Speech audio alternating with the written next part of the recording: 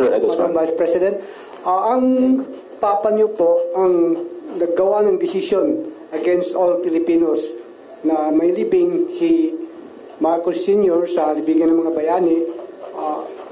Ano na po ang nangyari ngayon? Nakalimutan na po ba ng nakaupo ngayon? Maraming salamat po. Hindi ko alam.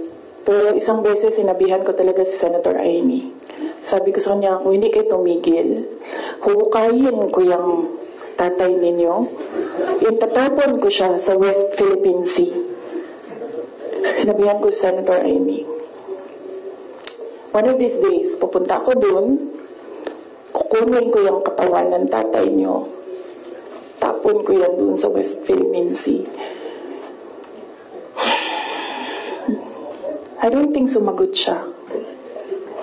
Hindi ko maalala. Nandun pa yun sa group chat. Mayroong mga nakakita. May ibang tao.